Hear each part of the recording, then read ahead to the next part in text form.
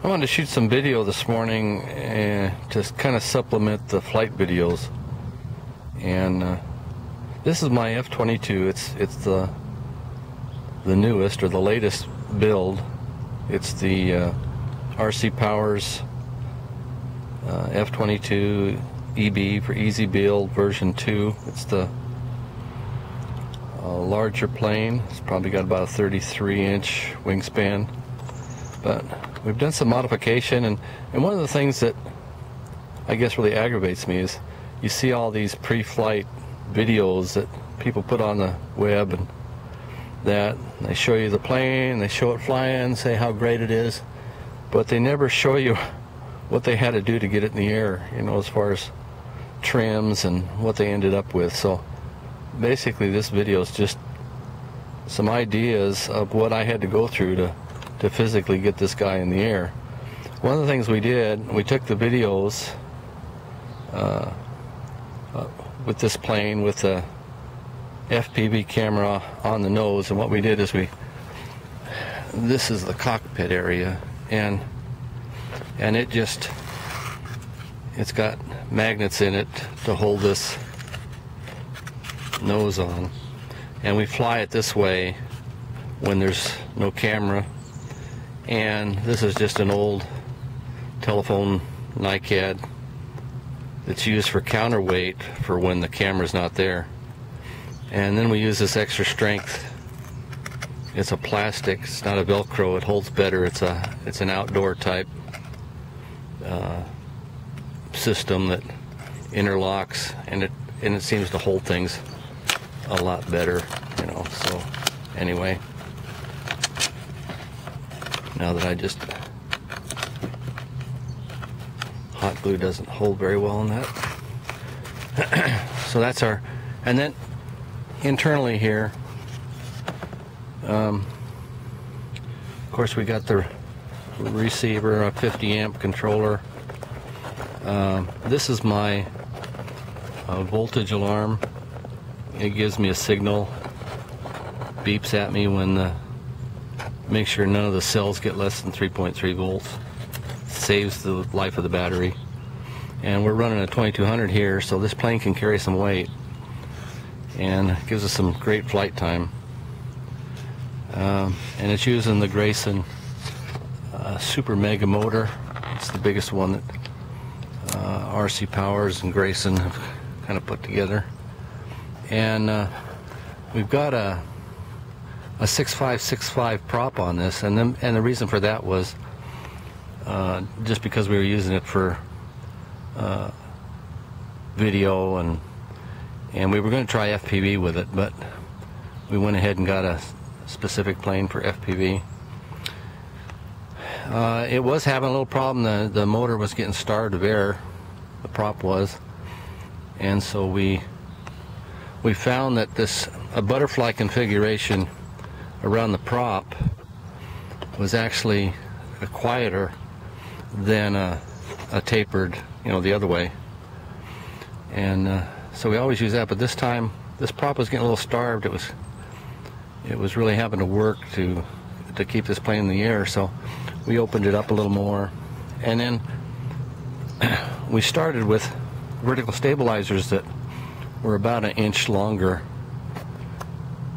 and because we thought it would help with you know, for video, and it really didn't make any much difference. But what we did do is we chopped the top off, and we glued them on here to try to, you know, force some more air into this prop, and it gives it a little more thrust. You know, it's kind of hard to say exactly how much, but it seems to fly a little bit better. And then this plane, of course, we've used our same, you know, techniques for stiffening the wings. You know, the front of this wing right here, this is that this has got that kind of a plastic strapping tape bent at a 90 and meshed in between the KF foil and the wing to stiffen it, and it also has one on the back side. Okay, So the main thing I wanted to show you here on this video, of course, is where we ended up with flight trims, and that's what they never show you on a video. And this gives you some idea of, you know, we fly with a heavy nose. It's obviously much easier to control a plane with a heavy nose, or just right at a perfect balance.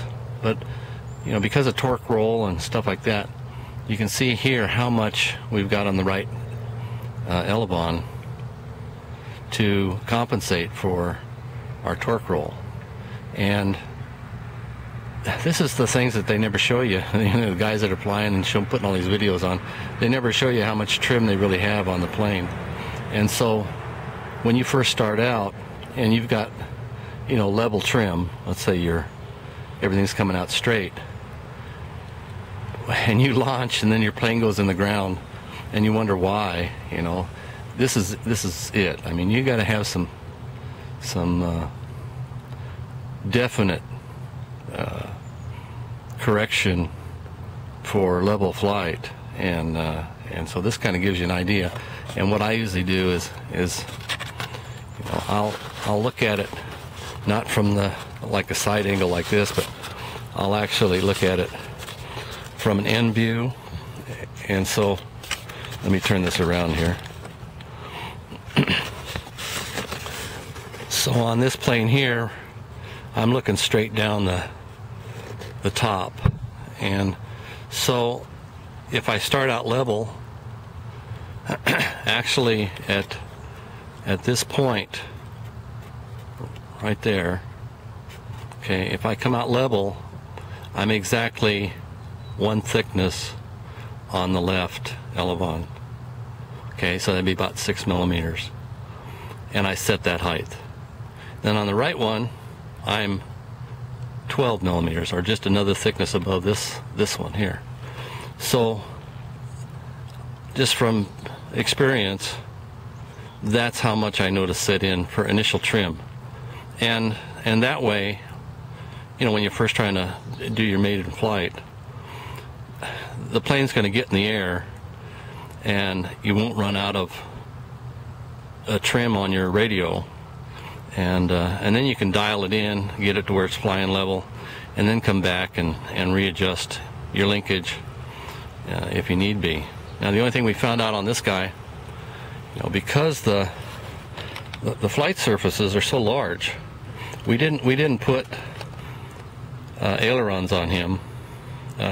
This is the first plane that I was ever learned to fly on and really enjoy, because it's so simple to fly, and so you're just using, you know, a standard mode 2, a stick pattern, and you're doing a mix like a V-tail. You know, you've got your elevator and rudder mixed, so you've got like elevons here, and it makes an easy plane to fly. I mean, you don't have to be as coordinated, because your left hand, the throttle's set, and you're concentrating on the right stick. So the only thing we found out with this plane after, you know, many flights, it was it would get off, and sometimes it would just not respond, especially if we were flying it in the wind. And let me show you what happened here. So there's a servo. It's just a micro. It's a Metal Gear MG90 Hobby King, and what we had was very small connecting rods, and there was too much flex in the rods. So what would happen is that we would give it a command, let's say, to turn, and nothing would happen, because the rod would just flex, and then all of a sudden, depending on what the wing load was, you know, the plane would respond and then, you know, usually overcorrect that. So we figured out that at least an 0.62 diameter control rod stiffen that out and made the plane fly a lot better.